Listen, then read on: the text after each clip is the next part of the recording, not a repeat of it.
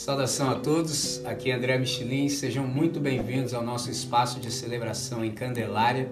A gente está participando de um projeto de uma plantação de igreja aqui nesse bairro e dentre as várias atividades que a gente tem, a gente também assiste a um grupo de crianças. Então eu gostaria de te convidar, se você entende que o nosso trabalho é sério, você acredita naquilo que o Senhor nos deu para fazer nesse tempo e gostaria de dar um suporte, você pode também cooperar para a manutenção desse projeto, por exemplo, adquirindo uma das nossas canecas. Você tem a opção em cerâmica ou, se preferir, em alumínio. Como é que você faz para adquirir? Você pode nos enviar uma mensagem pelo direct. Nós te informamos todo o procedimento. É isso. God bless. Meus irmãos, muito bom dia. Alegria enorme estarmos juntos hoje. Eu quero chamá-las para Mateus capítulo 5. Mateus capítulo 5. O Espírito Santo abriu uma trilha magnífica para nós nessa manhã. Eu quero sempre permanecer nela. Então você pode abrir para Mateus capítulo 5. Nós vamos ler os versos 1 e 2 do ensino do monte. E na sequência, a gente chega ao capítulo 6.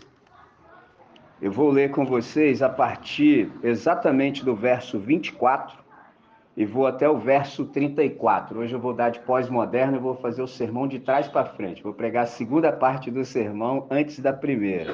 Você vai compreender. Semana seguinte, se estivermos no planeta, eu faço a primeira parte, mas eu vou ler o texto na íntegra, a partir do versículo 24 e indo até o 34. Então, começando por Mateus, capítulo 5, os versos 1 e 2, está dito assim: E Jesus, vendo a multidão, subiu ao monte, e assentando-se, aproximaram-se dele os seus discípulos, e abrindo a sua boca os ensinava, dizendo... Mateus, capítulo 6, versos 24 em diante, nessa perícope, diz assim: Ninguém pode servir a dois senhores, ou seja, a dois absolutos, porque ou há de odiar a um e amar o outro, ou se devotará a um e desprezará o outro. Não podeis servir a Deus e a Mamon. Por isso vos digo, não andeis ansiosos quanto à vossa vida, pelo que haveis de comer ou pelo que haveis de beber, nem quanto ao vosso corpo, pelo que haveis de vestir. Não é a vida mais do que o mantimento e o corpo mais do que o vestuário? Olhai para as aves dos céus, que nem semeiam, nem cegam, nem ajuntam em celeiros, e vosso Pai Celestial as alimenta. Não tendes vós muito mais valor do que elas? E qual de vós poderá, com todos os seus cuidados, acrescentar um côvado à sua estatura? E quanto ao vestuário, por que andais ansiosos? Olhai para os lírios do campo, como eles crescem, não trabalham e nem fiam. E eu vos digo que nem mesmo Salomão, em toda a sua glória, se vestiu como qualquer um deles. Pois se Deus assim veste a erva do campo, que hoje existe e amanhã é lançada no forno, não vos vestirá muito mais a vós, homens de pequena fé? Não andeis, pois, inquietos, dizendo: que comeremos, ou que beberemos, ou com que nos vestiremos? Porque todas estas coisas os gentios procuram. De certo, vosso Pai Celestial bem sabe que necessitais de todas estas coisas. Mas buscai primeiro o reino de Deus e a sua justiça, e todas estas coisas vos serão acrescentadas.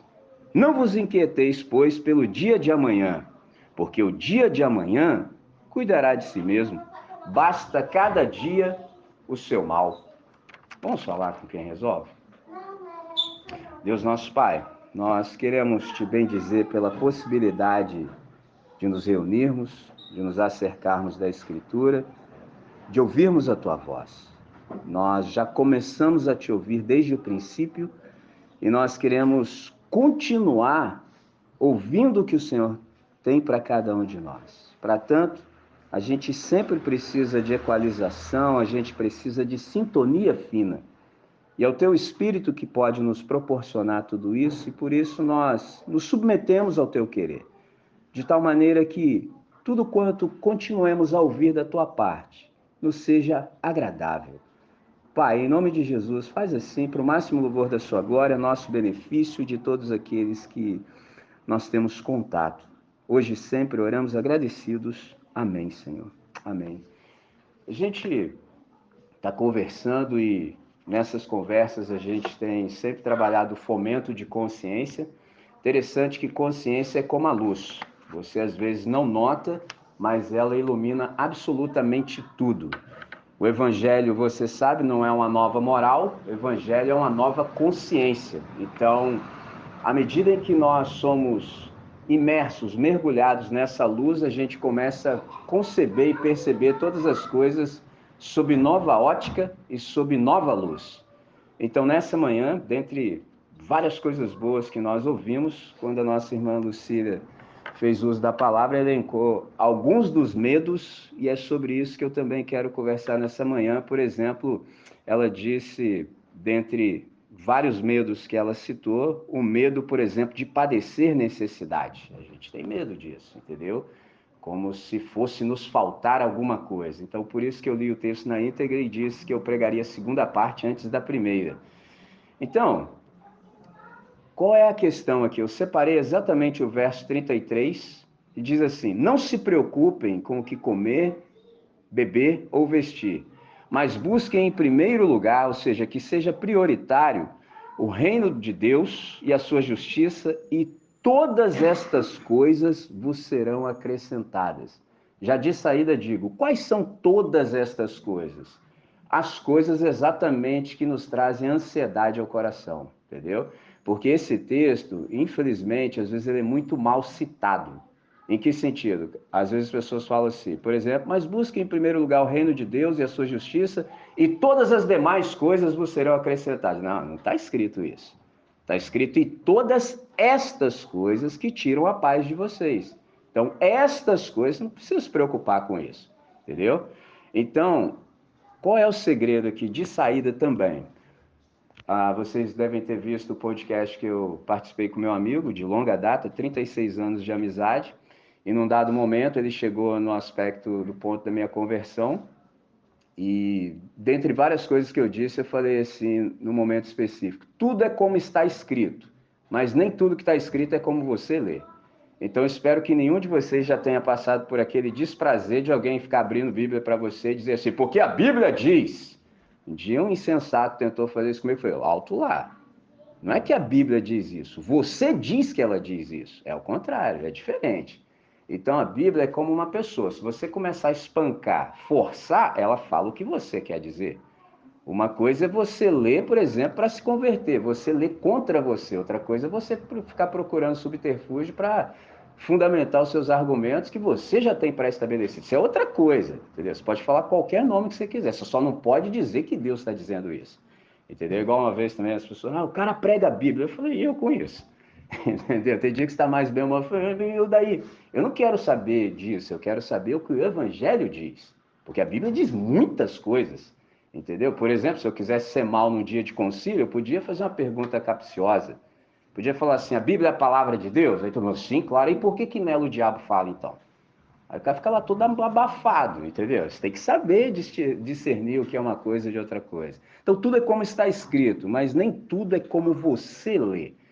Como é que isso aqui se aplica, por exemplo, ao texto que a gente está se debruçando sobre? Isso aqui é uma recomendação de Jesus aos discípulos. Você percebe que ele, vendo aquela multidão extraordinária, formada por inúmeras pessoas de várias localidades diferentes, Jesus é inteligentíssimo, ele sabe que sem amplificação não tem condição absoluta de falar para a multidão, então ele sobe um monte, assim como Moisés no Antigo Testamento, que isso aqui é a constituição do reino, o modo de como cada súdito do reino deve viver nessa nova realidade chamada Reino de Deus. Então ele sobe um monte, os discípulos se acercam dele, é um código, entendeu? Aqui no Ocidente, é que a gente fica sobre os pés para falar. A gente aprendeu isso com os romanos e com os gregos.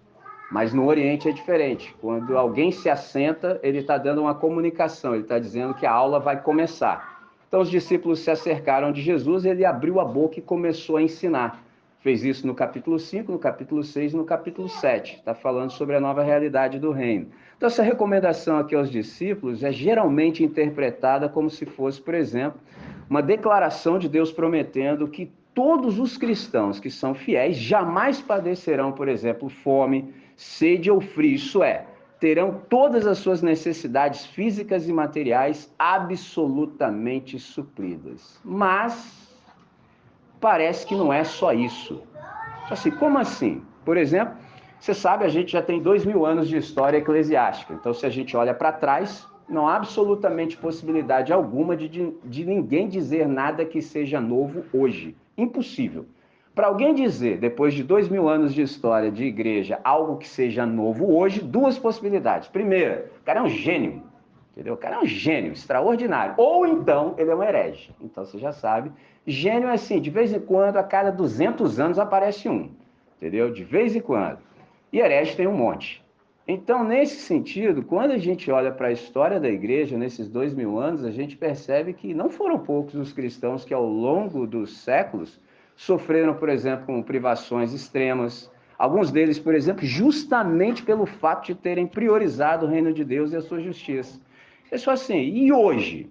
Por exemplo, a gente tem à nossa volta centenas de milhares de discípulos de Jesus de Nazaré vivendo na pobreza ou em condições desumanas. Entendeu? Tem, entendeu? Você encontra vários. Por exemplo, muitos são perseguidos e mortos pela sua fidelidade a Jesus e ao reino dos céus. Por isso a gente tem um dia chamado da igreja perseguida, entendeu? Tem gente que nunca vai desfrutar do que a gente está podendo fazer aqui agora com liberdade. Não tem como. Eu já estive em lugares do globo que não era possível proclamar com essa abertura. Então a gente até estabeleceu um dia de oração pelos nossos irmãos em perseguição. Então algumas perguntas nos sobrevêm quando a gente começa a lançar mão dessa linha de pensamento. Será que todos esses irmãos, então, que padecem necessidade ao redor do globo, seriam todos eles infiéis? Ou então, vamos jogar na conta de Deus. Seria Deus, por exemplo, alguém que se esqueceu ou mesmo desistiu de cuidar dos nossos irmãos? Há algo errado com Deus? Ou há algo errado com os nossos irmãos? Ou há algo errado, por exemplo, com a maneira como nós interpretamos a promessa de Deus? A gente tem que resolver isso. Quem está errado nesse negócio todo? São os irmãos que estão deixando de ser fiéis? É Deus que se esqueceu dos caras, botou os caras numa furada enorme? Ou de fato o problema é hermenêutico? O problema são as lentes que nós usamos para interpretar. Eu prefiro a terceira hipótese. Não há problema com os nossos irmãos, com Deus nunca, jamais, sob hipótese alguma. Então o problema está na nossa interpretação. Então, se é problema de interpretação, a gente precisa compreender o que Jesus quis dizer. Eu penso que ele quis dizer pelo menos 3 coisas com a sua palavra a respeito da primazia do reino de Deus. Primeiro, Jesus deixou claro que, caso viéssemos a passar por privações, ou seja, caso viéssemos, é possível passar. No mundo tereis aflições. Graças a Deus que tem uma vírgula, uma conjunção adversativa. Mas tem de bom ânimo. Eu venci o mundo. Então, é possível padecer. Então, caso viéssemos a passar por privações, não faria sentido algum imaginarmos que Deus se esqueceu de nós. E a pergunta é, por que não? Porque se ele cuida das flores e dos passarinhos, como, pois, deixaria de cuidar dos seus filhos? É só você colocar na ordem de hierarquia. Pô, se Deus está cuidando de pássaro, e assim, quando eu leio sempre passarinhos, assim, dependendo da versão, dá até uma romantizada. Tá falando de urubu, rapaz. Entendeu? É urubu. Você já viu urubu com crise de ansiedade? Rapaz, será que vai faltar carniça? Pô, você já viu isso? O urubu tá lá tranquilo, se deleitando, entendeu? Urubu. Tá... Entendeu? Só para provocar o rival. Entendeu? Mas tá dentro. Entendeu? Nunca vi, cara. As aves dos céus. Tô pensando se digo algo. Hoje é impublicável, entendeu? Quem viu Trapalhões nos anos 80 vai pegar a referência aí, entendeu? Pegou, então já é o suficiente, entendeu? Fala, grande pássaro, entendeu? Era isso, entende? Tenso. Então, se Deus está cuidando até de urubu, por exemplo, urubu para nós que somos ocidentais, você pega melhor. Vocês sabem que Deus alimentou o profeta Elias através de um corvo. Então, corvo, urubu, tudo mesma família. E com carne, hein? Os comedores de carne aí para a glória do Senhor, fiquem felizes, entendeu? Agora você pensa comigo, como é que um corvo pode levar carne para alguém comer? Só se ele estiver satisfeito, né, irmão? Senão o corvo desvia no meio do caminho, estilo Tim Maia, entendeu? Tim Maia era carregador de marmita para a família dele, tá? Eles tinham uma pensão, aí ele levava marmita na casa de quem, Gans? Do Erasmo Carlos. Marmita chegava daquele modelo, ele comia tudo no meio do caminho, cara. Entendeu? Tião Maia na época, assim. Então, assim, não tem como você fazer isso bem feito se você não estiver satisfeito. Então, a lógica é exatamente essa. Jesus falou assim, cara, olha para as aves dos céus, entendeu? Pô, está todo mundo satisfeito. Olha para os lírios do campo, olha para as flores, entendeu? Você não acha que você tem mais valor do que isso? Por hora é o suficiente, porque ainda pretendo falar mais acerca disso numa próxima ocasião. Então, qual é a ideia?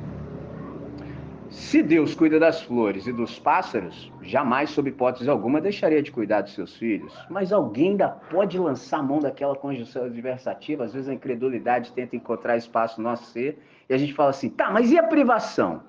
A privação, portanto, ela se explica por outro motivo e não o abandono ou descuido de Deus.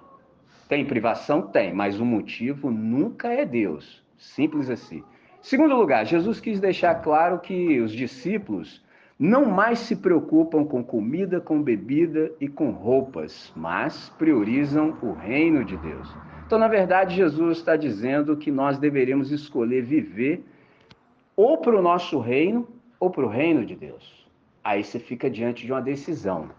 Em que sentido? Você pode permanecer no reino do eu, no reino do ego, entendeu? Sob risco de se tornar um ego absoluto, ou seja, um diabo, porque o diabo é isso, é um ego absoluto, só pensa nele. O negócio dele era assim, o dia que falar eu é tudo em mim, tudo tem que ser eu, entendeu? Esse é o problema. Então você se torna um bigocêntrico, um ególatra, entendeu? Isso é o reino do eu. Ou então, você se decide pelo reino de Deus. Finalmente, Jesus quis dizer que Deus jamais sonegaria todas as coisas que são necessárias para a sobrevivência dos seus filhos. Então, a questão de fato aqui é a interpretação. Só assim, em que sentido? Simples, simples, simples. Depois que a gente resolveu tudo isso. Acontece que a promessa não é para cada cristão individualmente, mas para os discípulos como um corpo, como família e como unidade. E o problema é que enquanto a luz não brilha sobre nós e a consciência não nos sobrevém, por mais que a gente já seja do time, você ainda continua pensando isso em termos individuais. Pô, mas tá faltando para mim, entendeu? Não, mas a questão não é essa, a questão não é para você. Aqui agora só tem nós. É tipo o Gíria de São Paulo. É nós. Não tem mais nada para eu. Para eu era quando eu era do reino do meu ego. Aí era tudo eu mesmo. Farinha pouco era eu primeiro, entendeu? O negócio aqui, ó. Você para mim é problema seu. Se arranca e se vira aí, mano. Dá seu jeito aí. Agora não. Agora tudo é para nós. Então, na verdade, qualquer coisa que nos sobrevenha é para o benefício da comunidade. Simples assim. Agora, isso aqui precisa ganhar espaço em nós, porque a promessa não é para indivíduos, a promessa é para o corpo, é para a família, é para a unidade espiritual, de modo que o não passar por privações depende então da capacidade da comunidade dos discípulos de repartir tudo quanto já recebeu de Deus. Como é que é isso na prática? Sobrevém uma necessidade para um de nós. Ninguém precisa nem fazer oração. Senhor, manda os recursos. Opa! Não, não, não, não, não. É o contrário. Senhor, dos recursos que já estão conosco, a grande questão é como é que nós, que somos os administradores, vamos fazer isso chegar aos nossos irmãos? Porque senão ainda pareceria que Deus não nos deu o que é necessário para socorrer as pessoas. Pegou a ideia da coisa? Só que nesse processo também, todos nós precisamos ser letrados e alfabetizados, porque a gente não sabe. Deus é como se ele falasse uma língua estranha para nós. Entendeu? Você pode até ouvir as palavras, mas você ainda não compreendeu. Então, mesmo estando já inserido no corpo, às vezes, por exemplo, tem privação de um lado, tem carência, tem recurso, mas há um ruído no meio disso tudo. Por exemplo, eu presto bastante atenção em tudo que acontece. Inúmeras vezes. Quantas vezes a gente já ouviu o Nani falar sobre isso? Percebe? Porque cada um de nós na comunidade tem uma inclinação. E outro segredo, quando você perceber que os temas estão sendo reincidentes na comunidade, quem tem sensibilidade tem que falar assim, epa, qual de nós aqui na comunidade está padecendo essa questão, porque esse assunto está sendo recorrente, o Espírito Santo está nos chamando a atenção para isso. Então, inúmeras vezes que eu acendo ao púlpito aqui, eu digo, olha, eu prestei bastante atenção em tudo que foi dito, notei a trilha do Espírito Santo e vou permanecer nela. Por mais que eu fale isso reiteradamente, é fato. Então, a gente precisa prestar muita atenção em tudo que está acontecendo. Então, em um aspecto, tem a carência. Mas no outro aspecto, as pessoas também que estão carecendo nem sempre estão dispostas também a se vulnerabilizar, a se mostrar. Então tem esses dois lances. E sobra tudo na conta de alguém.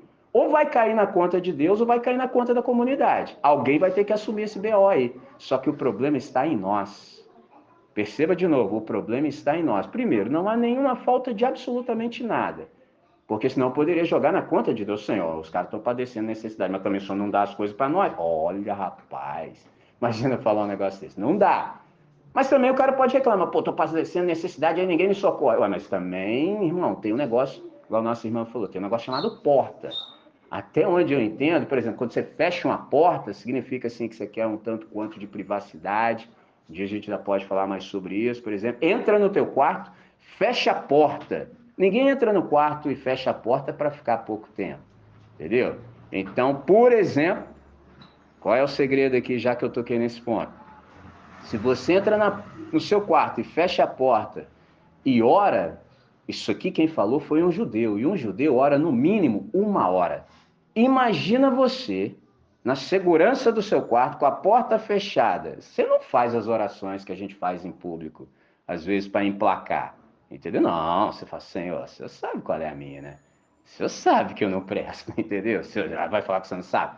Até eu que sou mais bobo estou sabendo. Imagina o Senhor. Ou 1 hora depois, como é que você sai desse negócio? Completamente diferente. Então a questão é o seguinte: não tem como a gente ser invasivo. Não tem como. Você foi convidado, irmão? Eu sou discípulo de Jesus de Nazaré. Eu só vou onde eu sou convidado. Entendeu? E também não estou em nenhum lugar que eu não queira estar. Olha que interessante. Então, por exemplo, também se você não se vulnerabilizar, não se abrir, fica difícil também de atender as necessidades. Não sei quanto tempo vai levar isso. Não sei quanto tempo.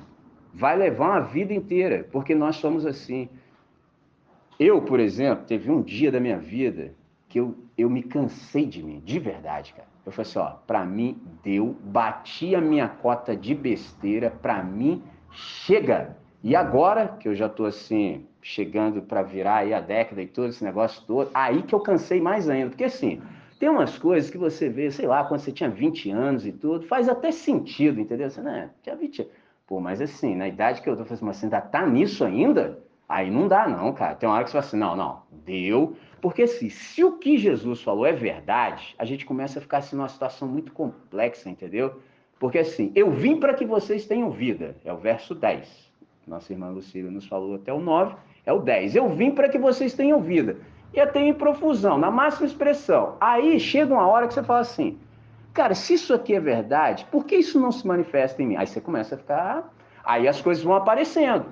Entendeu? Porque vai ficar na conta de quem? Vai ficar na conta de Deus? Eu falo, não, meu filho, eu já disponibilizei tudo para você viver bem. Vai jogar na conta da comunidade? Não, minha galera lá, pô, todo mundo, se pudesse, arrancava até o olho para me dar. Ou então, qual é o problema, meu filho? O problema, senhor, o senhor sabe qual é o problema. Agora, quanto tempo leva isso é a grande questão. Por isso que nós somos misericordiosos uns com os outros. Entendeu? Extrema paciência, extrema longanimidade, porque a gente olha para si e percebe tudo isso em nós também. Então, se Deus está sendo longânimo, a gente estende. Mas só vai demorando mais o processo da gente viver com essa intensidade. Então, qual é o segredo? Esse não passar por privações depende, então, infinitamente mais da capacidade da comunidade de repartir tudo quanto já recebeu. Fechando essa ideia aqui, todas as vezes que a gente perceber que há uma necessidade, a oração não é para que Deus envie recurso, não é. Não é, já foi dado. Tudo que a gente precisa já está com a gente. A questão é, Senhor, como é que a gente administra isso de tal maneira que a gente possa suprir as necessidades dos nossos irmãos. Então, o fato de um discípulo passar por privação não diz absolutamente nada a respeito de Deus, mas tudo a respeito da comunidade. Qualquer pessoa entre nós que passar por alguma privação não está na conta de Deus, está na nossa conta. Se está na nossa conta, a gente não está chegando junto, ou também não há oportunidade também para servir. Porque tem isso também, o cara fala, não quero. Você vai fazer a força, entendeu? Nem Deus faz isso, percebe? Então, entre os discípulos de Jesus, qual é o segredo? Ninguém considera nada absolutamente seu, de modo que quem colhe demais não tem sobrando, e quem colhe de menos não tem faltando. Isso aqui é o princípio da equidade, uma palavra que a gente talvez não usa tanto em português, eu aprendi muito ouvindo o reggae, entendeu? Equality. Então, esse princípio, ninguém padece necessidade. E nesse caso, quando um discípulo passa fome, é a comunidade que está em débito. É impossível isso acontecer. Por que é impossível? Porque a igreja é a única sociedade de cooperação que existe para o benefício daqueles que não são membros. Olha que negócio interessante. A única sociedade de cooperação que existe para o benefício daqueles que não são membros. Olha que negócio interessante. Poxa, se é assim, imagina para os domésticos da fé. Se quem nem está interessado em nós, a nossa existência é para benefício deles, imagina como é que alguém entre nós vai padecer necessidade. Não faz sentido. Insisto, então a questão está mais em nós. Quanto tempo vai levar para a gente se vulnerabilizar? É lógico que dentro disso tem muitas implicações. A primeira delas deixa eu ver se essa galera é confiável. Entendeu? Você vai passar um tempo assim, sei lá, vou me abrir para espião aí. Mas joga esse negócio na internet aí, como é que fica? Então, leva tempo. Primeiro desafio é se Deus é confiável. Por isso que a gente se entregou para ele. Uma vez o cara virou para mim e falou na minha cara. Você fica falando desse jeito, olha o nível do negócio. Você fica falando desse jeito aí, rapaz. Sei lá quem é Jesus para eu me entregar para ele. Será que ele é confiável? Rapaz, eu falei, ih, Senhor. Mas como ele nunca deixa a gente passar vergonha, me sobreveio na hora. Assim, eu falei, cara, se você não puder confiar em Jesus de Nazaré, que morreu no seu lugar na cruz, e manifestou isso no Calvário, você vai confiar em quem? Parece, eu acho maneiro quando isso acontece que um raio cai dentro do cara, assim, pá! Eu falei, e aí, meu irmão? Né? Eu falei, é desse modelo, mas essa é a sua experiência. Você que tem que saber. Então, depois disso, ele te insere numa comunidade, e aí você vai começar a perceber se essa galera dessa comunidade é confiável a ponto de você se vulnerabilizar, de você se mostrar, de você, por exemplo, apresentar suas imperfeições. Leva tempo, entendeu? Leva tempo, entendeu? Leva muito tempo. Então, por exemplo, com isso em mente, a gente ainda fica com aquela pergunta assim, André, mas e assim, e os desassistidos?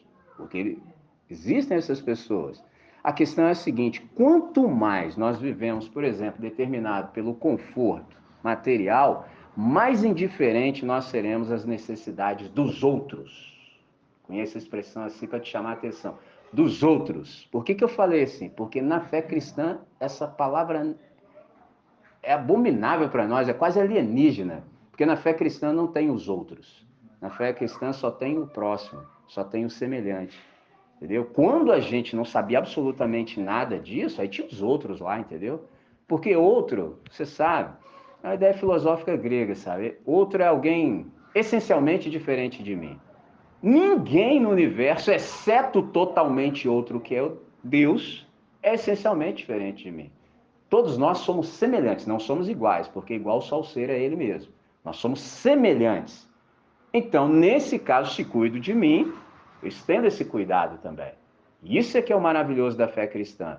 Então, quanto mais as pessoas estão centradas nessa busca, por exemplo, o conforto material, mais indiferente elas são em relação ao semelhante. Não tem tempo para alguém. Não tem, só tem. O negócio aqui sou eu.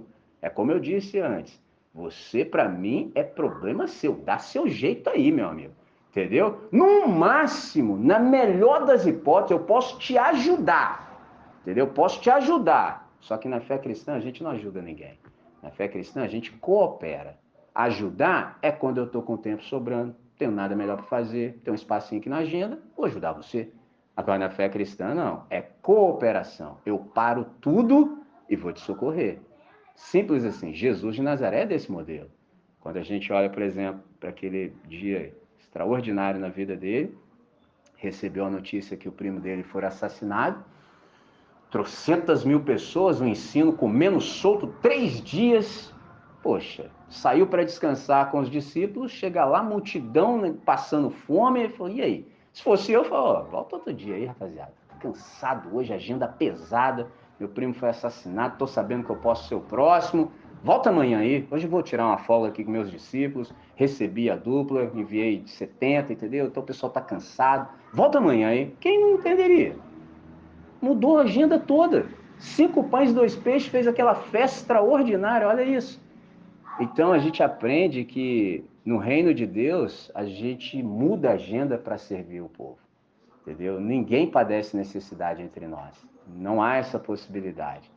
Então, quanto mais, qual é a boa notícia? Quanto mais, o contrário do que eu acabo de dizer, quanto mais a gente se dispõe para o reino de Deus e a sua justiça, menos privações haverá, por exemplo, ao nosso redor. É o contrário, é o contrafluxo, é a conversão. Então, resta saber, por exemplo, como a gente quer viver. Jesus diz, eu vim para que vocês tenham vida e a tenham em profusão, na sua máxima expressão. Tem gente que vive preocupada com aquilo que vai comer, beber ou vestir, ao passo que a gente está, de fato, disponível e dedicado para que a gente promova a justiça do reino de Deus.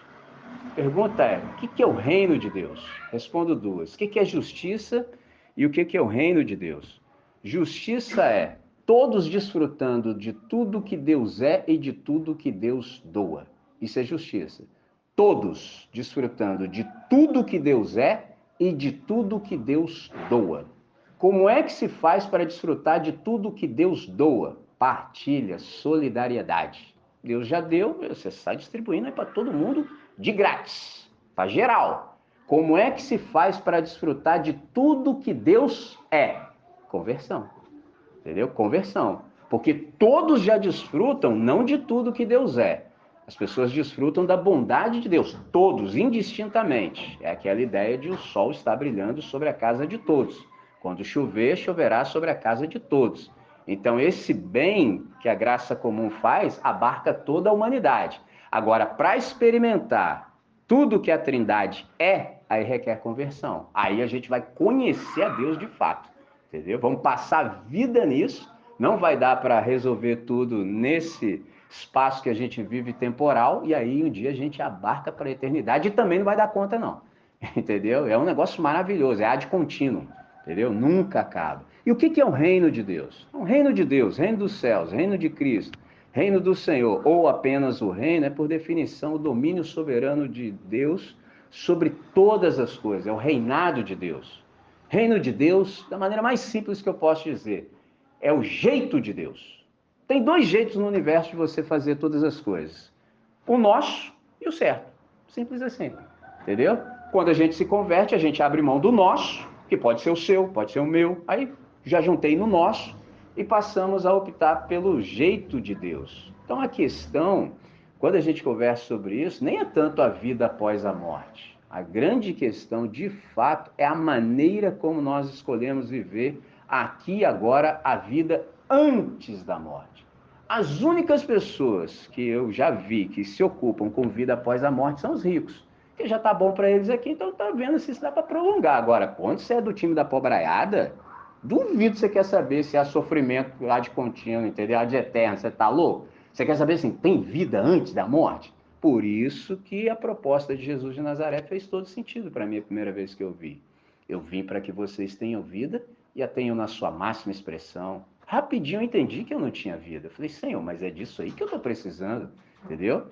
Essa ideia de vida após a morte é algo, por exemplo, alienígena ao texto sagrado. Você não encontra isso na cultura, por exemplo, judaico-cristã. Os caras não estavam interessados nisso. Os caras queriam saber como é que se vive da maneira certa aqui e agora. Simples. Por quê? Porque eu só tenho aqui e agora para viver. Eu não posso viver em outro momento. Se eu não resolver o que há para se resolver aqui, não resolvo nunca mais. Vou dar só um exemplo simples. É igual esse negócio que nós somos desse time aqui, ó, casamento. Ou você vive bem casado agora ou nunca mais, irmão, porque lá também não tem mais, não. No novo céu e na nova terra. Só assim, como assim? É porque, qual é a ideia? Em que sentido seremos como os anjos? A alegria é tão extraordinária que a maior que a gente conhece aqui é esse negócio de ser casado. O negócio é bom. Só que lá é um negócio tão bom que transcendeu, nem precisa mais o quê? Isso, rapaz. Aí quando você entende minimamente, você espera aí. Isso é bom, mas lá não vai ter que é melhor. Então tem que ser bom aqui, porque não vou ter outra oportunidade. É simples. Mas quando você perde isso de vista, fica tudo ruim, desnecessariamente falando. Então, o reino de Deus é o jeito de Deus, é a maneira de se fazer todas as coisas. Porque se de fato há Deus, há também um jeito certo de se fazer todas as coisas e de se viver. Não se pode viver de qualquer maneira. Qual é a ideia aqui? Jesus trouxe para o aqui e agora o novo jeito de ser gente e ser sociedade. Quando a gente discerne isso, lá no íntimo do nosso ser, queima e a gente fala assim, cara, eu queria ser parte disso. Interessante. Aí, pergunta que sobrevém quando isso acontece assim, como é que eu faço para entrar nesse reino? Aí que é o lindo do evangelho também. Não é que você entra, você é posto. Interessante, né? Que senão seria algo que você deveria fazer, mas não é você que faz. É feito em você. Então, só assim, como assim, André? Por exemplo, se você quiser acompanhar o raciocínio, vem comigo. João capítulo 3. Retrocede aí. João capítulo 3. É aquela conversa magnífica de Jesus com um PhD que não conseguia compreender. Interessante. Entendeu? Nicodemos é um PhD, mestre de Israel, e não consegue compreender o que Jesus está falando. Entendeu? Então, o reino de Deus é uma realidade na qual você não entra, você é posto. Então, nessa conversa aqui de Jesus com o fariseu Nicodemos, Jesus disse para ele que ninguém poderia ver o reino de Deus a menos que nascesse de modo novo. Quem não experimentou um regênesis na vida, um renascimento, nunca vai ver o reino de Deus. O que isso aqui significa? É o verso 3. Reino de Deus é completamente invisível para aqueles que não nasceram do alto, não nasceram do Espírito. Porque somente quando se é posto no reino é que se pode contemplá-lo. A pergunta é, por quê?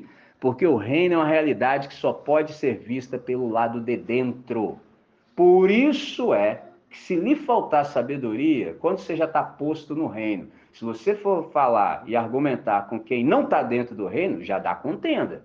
Porque você está vendo uma coisa que é invisível para quem está fora. Você quer falar com o cara que está fora? Como? Primeiro você tem que entrar aqui. Entrando aqui, preciso te dizer que a ambiência desse lugar começa a te fazer bem. Você enxerga as coisas de outra maneira. Você fala, meu Deus, que coisa sensacional. Então, quem não tem essa percepção, essa sabedoria, pode contender, porque você vai querer ficar batendo boca. Não adianta, cara.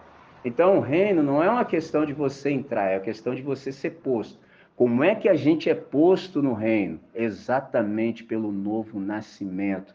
Você é regenerado, você experimenta um regênese e você já nasce nessa nova ambiente, nessa nova ambiência. Então, esse nascer de novo aqui, que Jesus está se referindo, é o mesmo que se tornar participante dessa nova criação. O que é essa nova criação? É a nova humanidade? É a unidade humana? É a igreja. O que é igreja? Igreja é o encontro dos filhos do evangelho do reino. Interessante que você deve ter experimentado isso na sua adolescência, aquela crise de pertencimento. Lembra quantas coisas você fez para pertencer, tentando se encaixar, entendeu? Tinha que participar dessa galera aí. Deus resolve essa questão para nós. Hoje em dia, nós que já somos da nova ambiência, que já fomos colocados, a gente já tem consciência de pertencimento. Então, né? Por isso que eu invisto assim, cara, eu me gasto conversando com os estudantes do colégio para ver se entra nos caras. Eu falo, rapaz, se vocês soubessem disso, com essa idade que vocês têm, vocês não imaginam quanto de sabor você ia, tipo assim, evitar. Por exemplo, quantas... Aquela clássica, ó, se você não for assim, você não vai ser da nossa galera. Imagina a alegria de você poder falar assim, e quem falou que eu tô precisando ser da sua galera? Quem falou? Mas quem falou que a gente tem essa convicção, essa sustentabilidade de manter isso? A gente não sabe. Aí você fica lá, com todo respeito à palavra, fica se travestindo de várias coisas para ver sem... Mano, não precisa. Isso é crise de pertencimento. A gente já está trabalhando com fomento de consciência. Eu tenho consciência de pertencimento. Eu sei a quem eu pertenço, sei qual é a minha galera. Entendeu? Eu sei qual é a minha galera. Entendeu? E aqui eu estou resolvido. Eu não preciso nem de subterfúgio. Eu não preciso nem de máscara. É o único lugar que eu posso ser realmente eu. É um negócio sensacional. Fora daqui eu não consigo ser. Como é que eu vou ser eu? Fora daqui eu preciso ser o que eles acham que eu devo ser. Esse é o problema. Agora aqui não. Aqui está tudo resolvido. Porque eu não sou o que os outros acham que eu sou. Eu sou o que o grande eu sou diz que eu sou. É outra coisa. É um negócio sensacional. É maravilhoso. Só que fora daqui não dá. Fora daqui é outra coisa. Então, essa noção de pertencimento, essa consciência nos faz muito bem. É essa consciência de pertencer ao mesmo Senhor que faz com que a gente se irmane onde quer que a gente esteja. Por isso, todo aquele que crê, ele se encontra, se reúne e se irmana. Qual é o nome desse encontro? Qual é o nome dessa reunião? E qual é o nome dessa comunidade de irmãos? A gente chama isso de igreja. Então, qual é o tipo de gente que compõe essa igreja? É gente que, por exemplo, mesmo estando no mundo, não vive mais de modo egoístico, mas, pelo contrário, vive como luz que sinaliza por onde quer que ande, nesse gerúndio existencial missional e existencial a respeito do reino que já está nelas e no qual elas também estão inseridas e que se manifesta de modo visível sobre tudo e todos. Que tipo de gente é assim? É gente que compreende, por exemplo, que o reino de Deus não é comida nem bebida, mas justiça, paz e alegria no Espírito Santo, disse o Paulo em Romanos capítulo 14, verso 17. O que é o reino de Deus? Reino de Deus é um ambiente onde o Espírito Santo ele nos cura, nos guia, nos desafia e nos renova continuamente. Observe a primeira coisa que eu disse. O reino de Deus é o ambiente onde o Espírito Santo nos cura. Digo com toda tranquilidade, a começar em mim. Todos nós, sem exceção, que estamos aqui, todos que ouvirão isso no futuro, graças ao milagre da tecnologia, todos nós temos uma questão para resolver. Todos, sem exceção. A grande questão é, quando nós vamos admitir isso, falar, Senhor, diante disso eu sou absolutamente impotente. Todos nós temos. A grande questão é, quando a gente vai admitir e quando a gente vai se abrir para o tratamento. Aí a gente pode dar de migué, entendeu? Você pode fingir de bobo, o quê? Comigo? Não, não é comigo não, saber de nada não. Entendeu? Mata as aulas. Eu gosto de colocar mata a aula de Jesus. Só está prolongando o sofrimento, irmão. É só. E o tempo vai passar. Entendeu? Guarde. E o tempo é implacável. Chega uma hora que nem você se aguenta, cara. Entendeu? Chega uma hora que você fala assim: das duas, uma, ou você vai dar de vítima, ou você assume a responsabilidade. Não, eu sou assim porque eu quero ser assim. Entendeu? Ou então você vai falar: eu sou assim por causa de A e de B. É aquela classe que aconteceu comigo. Entendeu? Já tinha todo o meu argumento montado. O negócio comigo era o meu pai, entendeu? Meu argumento estava prontinho para conversar com o Todo-Poderoso. Antes que a palavra me sobreviesse aos lábios, Deus falou comigo assim: André, seu pai é problema meu. E aí? Eu falei: e aí que eu tô me rendendo agora? E aí? Que ser é esse que eu nem... Eu só pensei, cara. Quando eu pensei, Deus falou na minha cara: seu pai para mim é problema meu. E você? E aí? E aí o quê? Depus as minhas armas. Falei, Senhor, a minha questão é essa, e tem 26 anos conscientemente que eu estou trabalhando com isso. 26 anos. Todos nós temos uma questão. Eu estou sendo modesto, estou falando uma. Entendeu? Estou sendo modesto. Umas. Qual é o problema? É que a gente aprendeu a ser gente noutra dimensão. Qual era a dimensão onde, entre aspas, a gente aprendeu a ser gente? Nas trevas. Só que tem um probleminha, nas trevas não tem revelação, nas trevas não tem luz. Então a gente aprendeu a fazer as coisas do jeito que a gente aprendeu, igual todo mundo. Só que quando a gente é posto nessa nova ambiência, a gente tem que ser reeducado. A gente precisa ser matriculado na escola do Espírito Santo para a gente realmente aprender a ser gente como gente deve ser. A única pessoa que é gente como gente deve ser é Jesus de Nazaré. Por isso a expressão, tão humano assim, só sendo Deus. Então, o modelo de humanidade é Cristo Jesus. Quando eu quero me comparar, eu já me comparo logo com Cristo Jesus. Rapidinho eu percebo quão aquém eu estou. Mas essa ambiência do reino de Deus começa me curando. Na sequência, vai me guiando, vai me desafiando também. Todos os dias a gente é desafiado. Não tem como não sê-lo. Encontrar-se com Jesus de Nazaré, ele te expõe de uma maneira, para o nosso bem, evidentemente, entendeu? E isso sempre nos desafia e automaticamente também, se a gente der espaço, a gente é renovado. O que é a igreja? Igreja é comunidade que busca em oração. Venha o teu reino. Nós já estamos inseridos no reino, o reino está em nós, mas a gente continua pedindo. Isso é uma coisa extraordinária. Senhor, manifesta o teu reinado. Como? Sendo feita a tua vontade. E para isso, nós somos os agentes. Nós estamos dispostos e disponíveis a cooperar contigo. Então, note que há uma responsabilidade. Deus só trabalha com responsáveis. Entendeu? Deus só trabalha com gente responsável. Então, nesse sentido, a nossa vida passa a ser um anúncio de que o reino já está aqui. Em que sentido? É só você olhar para nós. Pô. Olha para nós se você já não percebe distinção. Entendeu? Você não percebe que algumas coisas acontecem conosco? Por exemplo, encontrar-se conosco hoje pela manhã foi uma coisa. Ao término dessa reunião, já é outra coisa. E no meio da reunião também. Por quê? Alguma coisa aconteceu aqui que a gente foi tocado, desafiado. Se a gente estava ligado, é evidente, né? Se você estava presente, você falou assim, rapaz, essa daí... Entendeu? E aí, isso sempre nos coloca diante de uma questão. Qual? Primeira, ou a gente admite ou a gente tem que dar de cínico. Só que se nós dermos de cínico, eu preciso sempre dizer isso, é o seguinte, a gente vai ter que passar o restante da vida até o dia que se arrepender, fingindo que a solução da nossa existência não esteve bem diante de nós. A gente vai ter que fingir, entendeu? Porque a gente tem uma questão, você tem uma questão. Deus falou assim, a questão sua é essa. Isso assim, rapaz, das duas vão ser assim, hã? Finge ou então admite. Se fingir, vai ter que passar todo o tempo arrumando uma argumentação para não qual é a palavra? Para não admitir que a solução esteve bem diante de você. Simples e contundente desse jeito. Então, todas as pessoas que já têm o reino dentro de si mesmas, elas se tornam cooperadoras, parceiras de Deus, para que o seu reino possa se manifestar na sociedade onde vivem sobre todos os ambientes nos quais têm influência.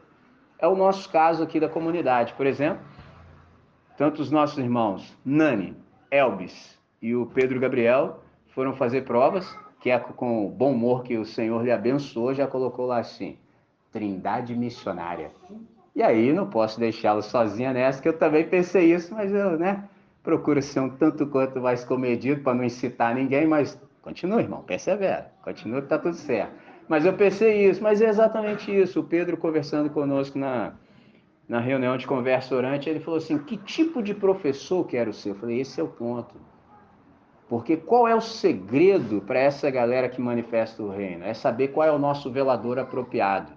Então, cada um de nós é posto na sociedade no melhor lugar, segundo seus dons, talentos e habilidades, para dali iluminar e abençoar o maior número de pessoas possível. Então, por exemplo, quando a gente presta um concurso, não é para ficar mais rico, entendeu? Se tudo é de Deus, não. É para saber assim, Senhor, com isso que o Senhor tem me abençoado, como é que eu enriqueço a vida de vários? Qual é o melhor lugar para que eu esteja? Em estando lá, que tipo de profissional devo ser? Porque já tem um montão, entendeu? Como eu não tenho vocação para ser de montão, quero saber quem eu posso ser, porque só tem um de mim também no planeta, entendeu? Nunca houve outro como eu antes, não haverá no futuro e não há agora. Então, em sendo assim, como é que eu devo ser? Como é que eu devo proceder? Então, por isso é que a gente coopera com Deus. Então, quem tem essa consciência é gente com percepção aguçada de que o evangelho do reino ele deve ser pregado a todas as nações debaixo do céu, e cada membro se vê, por exemplo, como o mais privilegiado ministro dessa convicção e dessa certeza. Entendeu? É para ser pregado a todas as nações e cada um de nós que percebe isso se vê desse jeito.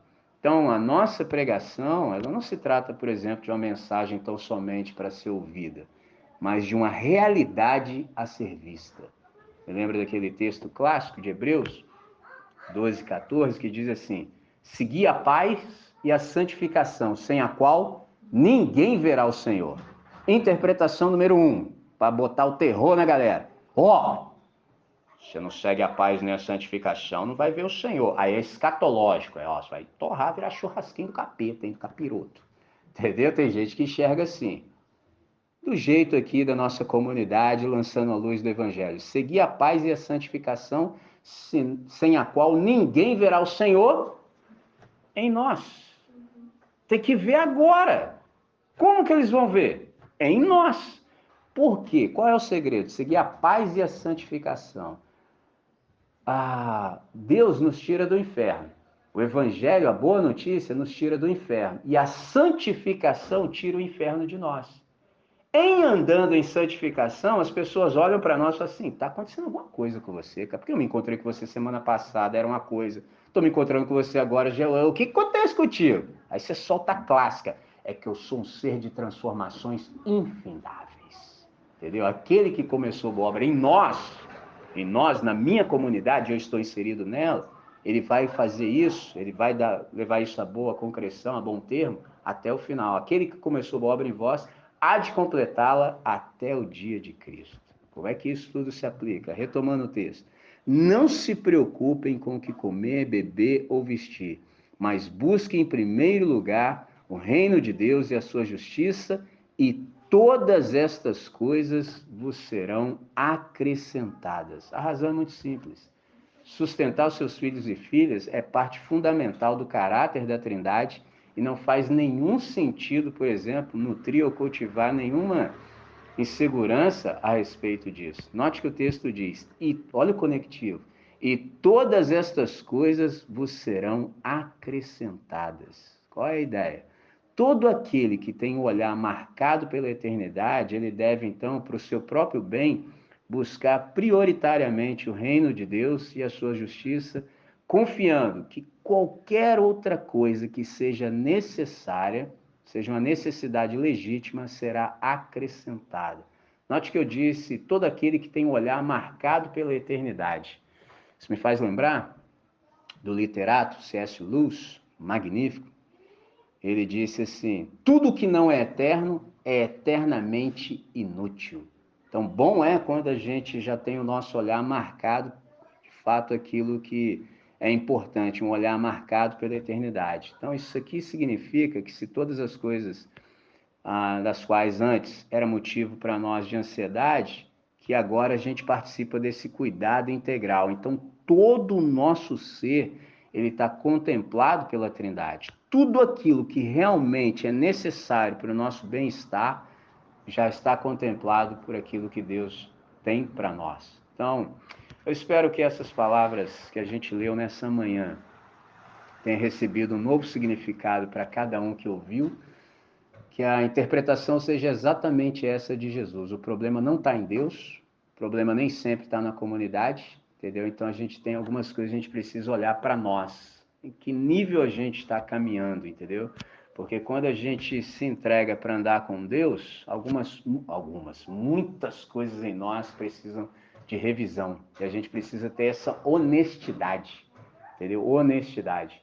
Por isso que quando a gente escolhe uma comunidade com a qual caminhar, isso tem que ser muito bem pensado, muito bem feito, porque não dá para chegar na reunião depois e sair antes. Me fiz entender? Por que alguém chega depois e sai antes? É porque você não quer experimentar aquele nível de profundidade. Então, escolha bem a comunidade com a qual você vai andar, que nós vamos nesse negócio até o final. Percebe? Então, grande questão é transformar tudo isso que a gente ouviu hoje em conhecimento para que não seja mera informação. E conhecimento aqui também não é um conhecimento acadêmico, um conhecimento livresco, é um conhecimento experiencial. Aquele mesmo conhecimento que nós que somos do time do relacionamento profundo do casamento temos com o nosso cônjuge, entendeu? É de alta profundidade, altíssimo nível. Então, é exatamente isso que eu tinha para comunicar nessa manhã. Deixa a concorrência passar. Uma vez que fiz, quero chamá-los para que a gente possa orar.